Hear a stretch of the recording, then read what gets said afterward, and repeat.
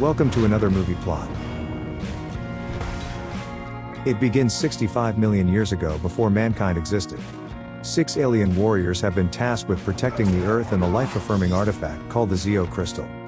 The Red Ranger's failed in his mission and apologizes to Yellow as the leader of their team, and receives her suit in the form of a power coin before she succumbs to her wounds and dies. Only the Red Ranger Zordon's left alive and calls in a meteor strike from his robotic assistant Alpha 5. The alien buries his suit alongside the rest of the Ranger's coins except for the Green's, which is still being wielded by the Ranger Rita Repulsa after betraying her team in search of greater power. Zordon denies her request to hand over the Zeo Crystal as it'll destroy all life, and as the meteor crashes down it kills the Red Ranger and results in the dinosaurs' extinction. But the crystal's left safe to continue life until the evolution of the human race. The Space Witch's scepter's shattered and she's launched to the bottom of the ocean, being detached from the green power coin. As we jump ahead to present-day Angel Grove in California, where she's never been seen since. A student named Jason and his friends are sneaking a cow into the school for a prank, but get nowhere with it before police arrive and chase the troublemakers off campus. While intoxicated, Jason leads a high-speed chase through the streets of Angel Grove before crashing and getting himself arrested. He's placed under house arrest and driven to detention on the weekends by his father Sam, who's angry about him getting removed from the team where he's the star player and expected by everyone to behave a certain way.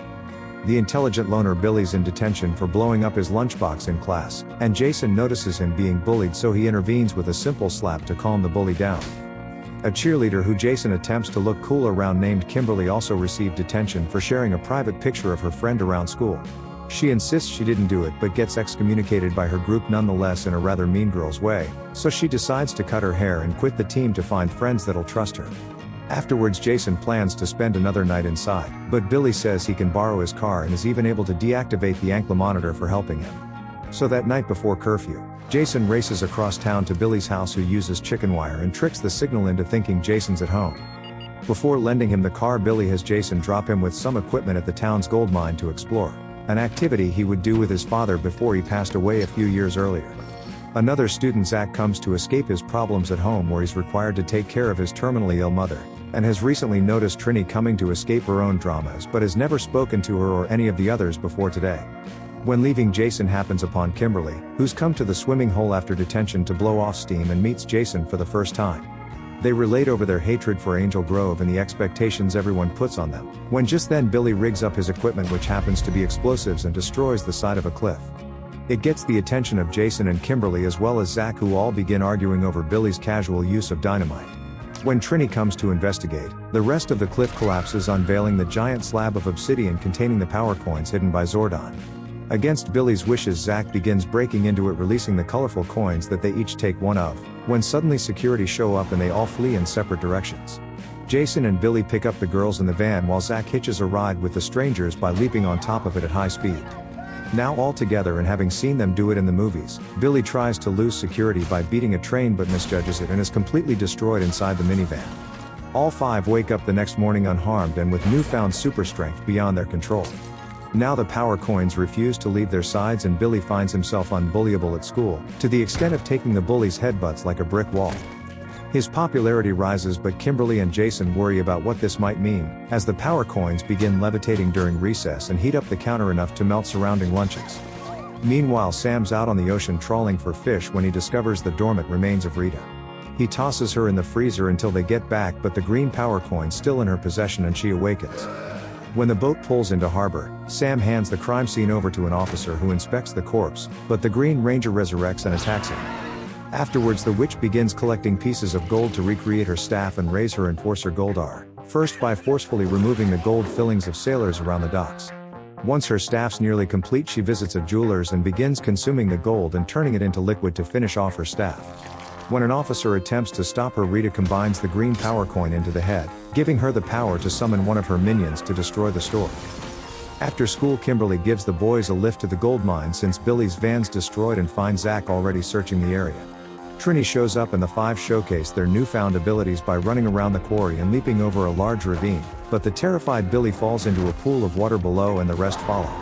Trini's hesitant to make friends with Kimberly, assuming she's stuck up like the other cheerleaders, but in an attempt to make new friends, the soon-to-be Pink Ranger tackles her into the cave. They each begin to glow the colors of the respective power coins, which leads them underwater into an upside-down pocket of air.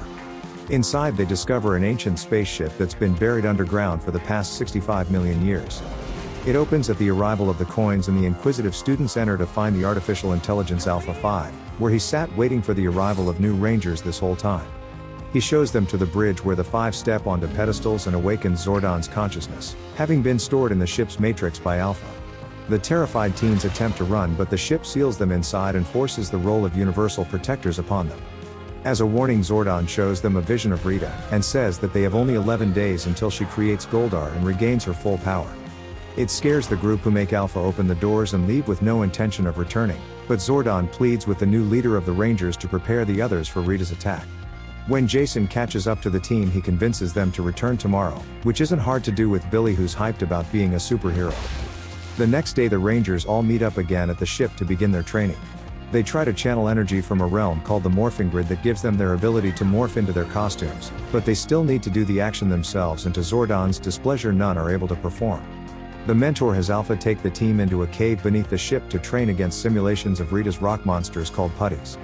Over the next week the droid trains them to battle her army, and the 5 become friends with the shared goal in mind of saving the world.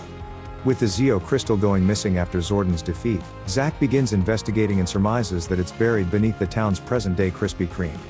After another unsuccessful attempt at morphing, Alpha reveals their uniquely individual Zords in an attempt to inspire the new Rangers. Created from the same material as their suits and formed into the most powerful creatures on the planet at the time of creation, the group all return to training in hopes of bonding with their dinosaurs. Except Zack, who decides to take his Zord out for a joyride before even morphing, and therefore being unable to control it and almost killing the other Rangers when he crashes it into the cave. It causes him and Jason to almost get into a fight, where in trying to separate the two, Billy spontaneously morphs into his blue suit for protection. Unable to replicate it once he turns back, a disappointed Zordon dismisses them once again for their lack of progress. Shortly after, Jason returns alone to overhear that once the Rangers morph, it will open the morphing grid and allow Zordon to restore his physical body. Feeling betrayed, Jason accuses Zordon of using the team for his own benefit, and leaves to rejoin his new friends camping out in the woods. They sit around the fire and create a bond by revealing secrets about themselves. Like Zack's biggest fear is being alone when his mom dies, and that Trini's attracted to girls but her parents just think she's on drugs. Because of this, Rita targets Trini and tries to relate with her being the outsider while trying to convince her to help locate the Zeo crystal. Trini fights back, so Rita threatens that she's killed the Yellow Ranger before, and shows off the new form of her green suit before telling Trini to locate the crystal or she destroys Angel Grove tomorrow. At the same time, Kim visits Jason and feels like she's holding the team back from morphing by not telling them her secret. She admits that she really did share around the private pictures of her friend, which is when she realized she turned full mean girl and needed to change her life. They're both called to a meeting with the rest of the team by Trini, who reveals that Rita's real and that what Zordon said is true. Jason's quick to take leadership of the team and hunt her down, but the others are skeptical, so he reveals Zordon's motive of using them to return, but motivates them by saying that they should be trying to do something anyway to save their home. The team go to the docks but are ambushed by Rita, who with her staff channeling the morphing grid is quick to defeat them.